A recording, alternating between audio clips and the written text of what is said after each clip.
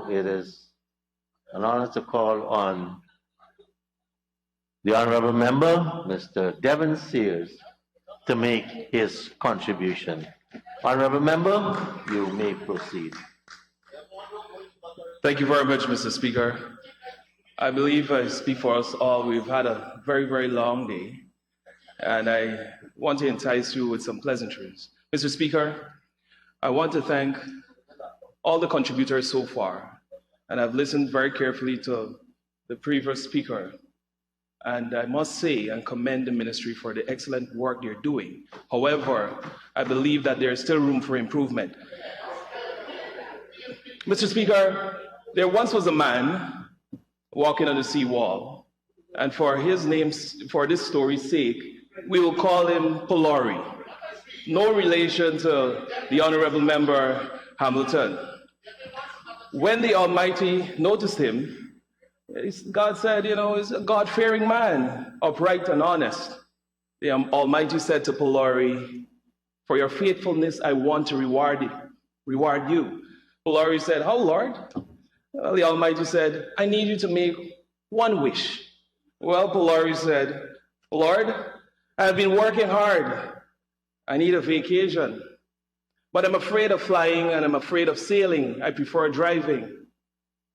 Lord, I want you to build a bridge from Guyana to Dubai because my friends left me out of the last trip, so I want to go on my own. Well, the Lord paused for a minute and said, Polari, are you sure this is what you want?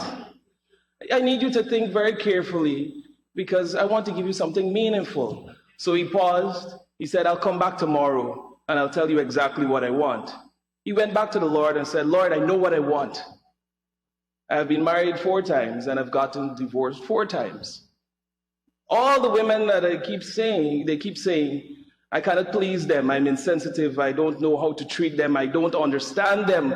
Lord, help me to understand women. The Lord paused and he asked Polari, how wide do you want this bridge? How much lanes you want? Mr. Speaker, budget 2022 is like Polari not understanding women. Not because of the lack of comprehension or the lack of intellect. The Guyanese people don't understand this fluff and bluff of a budget. Mr. Speaker, I wish you, the members of the Honorable House, the clerk, the staff, the persons seated, and the people of Guyana, a happy, healthy, safe, and prosperous new year. As I rise to make my contribution to this year's budget debate, one word comes to mind: adversity. Adversity is a difficult or an unpleasant situation, but it's one of the most powerful forces in life. It can bring out the best or the worst in you. Adversity provides the opportunity to believe, to revitalize your commitment to what you want to achieve, and reassess what you are willing to sacrifice to make it happen. It builds character, learning, resilience, creativity, and conviction. It teaches us to embrace challenges and grow from overcoming them. When we face adversities, we as Guyanese have only one option: march forward, fight harder, push past the seemingly impossible circumstances, turn adversities into triumph. Prosperity. Prosperity is a condition of being successful, flourishing, or thriving. In other words, economic well-being. Prosperity enables people to gain meaningful employment, pursue opportunities, live lives, and build a future for themselves and their families. It reduces vulnerability, enhances resilience, and makes one economically stronger. But, Mr. Speaker, development and growth must not be a zero-sum game. One's personal advancement must not be to the expense of others. By that I mean the expense of Guyanese. Isn't that what Guyanese should enjoy? Shared prosperity is the order of the day, but not under the PPP. Mr. Speaker, these are challenging and unprecedented times for Guyana. We understand the context in which Budget 2022 has been developed. A lot of fluff with bluffs. However, we are concerned that the current budget will not adequately address the economic fallout and the rising inequality that have worsened since the COVID-19 pandemic.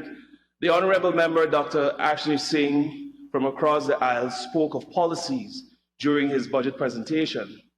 Mr. Speaker, might I remind the House, good policies do matter. Sometimes something we, the APNU AFC, agree with. On this side, we have always held that people matter, and any good policy must be crafted with people at the center of it. The big question I ask when considering these estimates is, what are the economic benefits that is proposed in this budget? What will it bring and contribute to the well-being of the residents of Upper Demerara Berbice? The Regional Democratic Council have never concurred with some aspects of the financial submission. The hard-working subcommittees of the RDC met with the administrative arm. However, unfortunately, many of these submissions that were originally identified by the residents were not included. Once presented to the ministry, directives were given to remove projects. Several important critical elements to the region's development were ignored. Mr. Speaker, it seems to me that the honorable members on the other side of the House work as part-time tailors and seamstresses because all they do is cut. In my region, Upper Demerara Berbice, they cut the SIP workers out. They cut the St. John's Ambulance Brigade workers out. They cut young people who work at NDMA. They cut the ICT programs and training programs for young people and even single parents. They've cut the real farmers that should have received the flood grants. They cut even building a new building for the RDC. They've cut the Linden Economic Network Fund and even the board. They cut the Linden Hospital Board. They even cut the Wismar-Mackenzie Bridge out of the budget, even though the feasibility study was completed. Under the APN UAFC, they've cut the fire tender that was designated for Kokwani. They've even reduced the tax for community forest associations, knowing well that they depend on that for their livelihoods. They put a stop to the Linden television station, put a stop button on finding investors to replace Russell Bauxite Company, but continues to pump billions into the sugar industry, ignoring and stifling a community who have contributed economically towards this country. They have removed public assistance from some of those living with disability, and I know the honorable member will look into that. They have removed the Citizen Strengthening Program. We have a government who are tailors and seamstresses. What we're seeing is the PPP largely ignoring the representation by elected components of the council and determining their own priority. Where is the governance? Has it taken a walk to Rob Street, Honorable Member Kwame McCoy? There is no longer decentralization of government because now the PPP is instructing the NDCs and the municipalities on how they should function, who to hire, who to get contracts, and how much must be spent. Honorable Member Devin, your name is calling. So clearly the views of the people are not being considered. This is not the people's budget anymore. It has become the Freedom House budget. Let me inform the residents of Region 10, our youths, women, teachers, healthcare workers, contractors, farmers, entrepreneurs, social workers, religious groups, persons with disabilities, and those who need public assistance. Your ideas were recorded. The concerns you raised with the APNU AFC councillors, they listened and they formulated policies that applied directly to what you had highlighted. This was transmitted to the PPP government, but was ignored. This or any other region should not be shortchanged of resources that saw a trajectory path to progress under the APNU plus AFC. We thank you, Upper Demerara Berbice, for your 19,200 votes that you gave us in the last elections. And we know we are going to get 100% vote for the APNU AFC at the next. Agriculture. According to the World Bank, agriculture can help reduce poverty by 75% to the world's poor. who live in rural areas and work mainly in farms. My beloved region imports over 70% of food, inclusive of meat, staples, and vegetables. But, Mr. Speaker, you know, in this budget submission, we had asked for one 4x4, which will contribute to the agriculture extension officer and support staff. You know what they did? They decided to give us an ATV. We're grateful, but we believe that if we're serious about food security, we deserve more as a region. Because you are a caring government. The PPP is not serious about food security, Mr. Speaker. Mr. Speaker, many people welcome the rehabilitation of the I-22 Tacoma Waterfront Road, but caution that military zone markers must be erected around the lone military facility within that area. That is the Tacoma Battle School. Mr. Speaker, the opposition cares for our servicemen and women, the police force and the Guyana Defense Force. They have enjoyed during our tenure the best equipment, training, resources that bilateral relations and money could afford. Mr. Speaker, it hurts my heart to hear our GDF and our police force constantly be called the Sling and Shot Army or the Sling and Shot Police Force. We are an oil-producing nation now. The Honorable Prime Minister would agree that we have to do more for our servicemen and women, and I must say that this budget does not reflect such. We need a modern army and police force. Education, Mr. Speaker. The educational gap continues to grow between the rich and poor. Those in the hinterland and the riverine areas are suffering, while those along the coastal lines are reaping all the benefits that this budget can afford.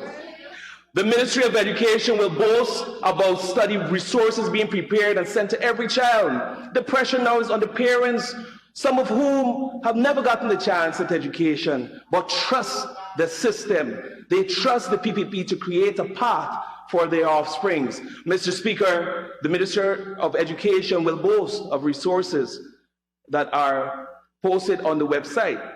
How can the students and teachers access same when the government did not maintain the internet hubs in the indigenous and rural villages? The Ministry of Education is forcing teachers to take money out of their little salary to absorb the cost of internet access, very well knowing in this budget there is no provision for salary increases for public servants. Team Omicron on the other side of this house, the honorable members, is forcing teachers and students to have in-person sessions, very well knowing COVID-19 cases are spiraling out of control. Such an uncaring and heartless government. I want to know, Mr. Speaker, how,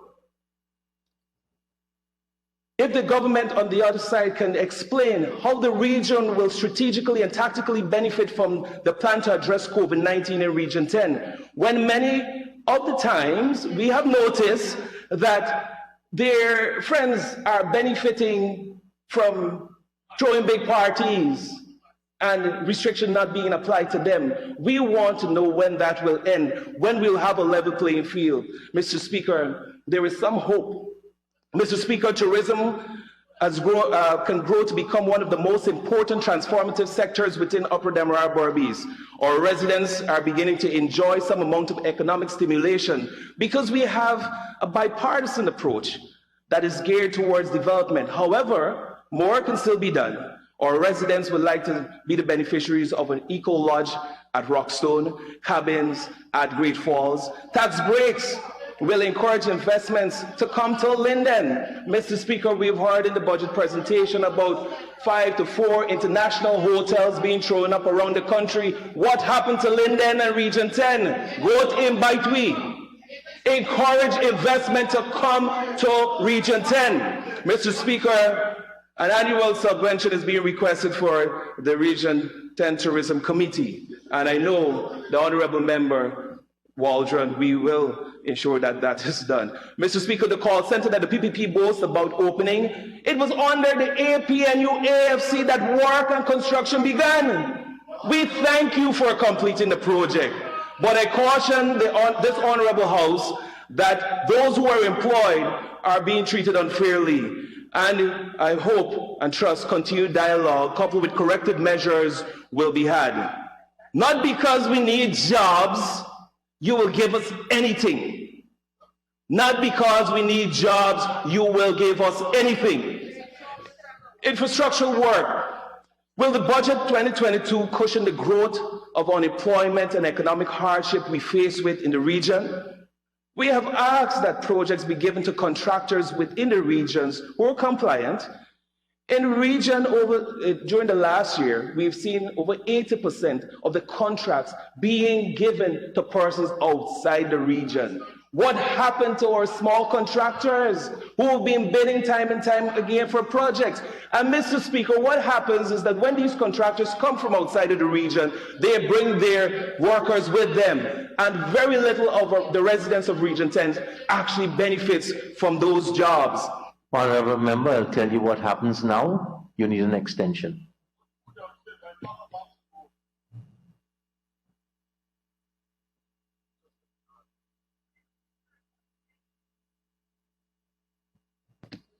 Comrade Speaker, I do move that the honourable member be given 5 minutes to conclude his presentation. Thank you, Honorable Chief Whip, for the opposition. Thank you very much, Honorable member, you may continue. Thank you very much, sir. Thank you very much, Honorable Chief Whip. Mr. Speaker, the boys are back, and it seems that only those who are friends with the PPP are getting contracts. We need this to stop, man. We need to create a level playing field again for everybody. But let me tell you something, Mr. Speaker. As the APNU-AFC prepares to head back into government, get back into government, the party that I represent proudly, who boasts of a good track record, will execute all the projects that the PPP did not execute, and we'll add more to it. Mr. Speaker, let me add a few and tell you what we will do when we get back into government. We'll find a reputable investor for the bauxite in the Barbies River. We will construct our Wisma-Mackenzie Bridge. We will construct a new bridge over the Barbies River to Kokwani. We'll finally construct a university campus in Linden. We will construct a new municipality mall at Mackenzie. And we could go on with what we will do because we reflect what the people want. And sadly, that opportunity was snuffed out of us as a result of what happened in 2020. We will remove VAT. Mr. Speaker, this is a key one. We will remove VAT after the reconnection of electricity. Imagine, you can't even afford to pay your electricity. You put VAT on your reconnection fee. Oh, come on, man. Y'all need to address that. Mr. Speaker, I can go on and on, but I know my time is limited. Allow me to paraphrase a poem that a famous poet wrote and falls in line with the fathers of this nation. It reads, knock, knock, down the doors of racism and poverty that I could not. Knock, knock, down the doors of opportunities for the lost brilliance of men who crowd these cells. Knock, knock with a diligence for the sake of your children. Knock, knock from me for as long as you are free. These prison gates cannot contain my spirit. The best of me still lives in you. Knock, knock with the knowledge that you're my son, but you are not my choices.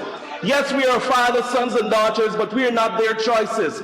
For despite their absence, we are still here, still alive, still breathing with the power to change Guyana one little boy or a girl at a time.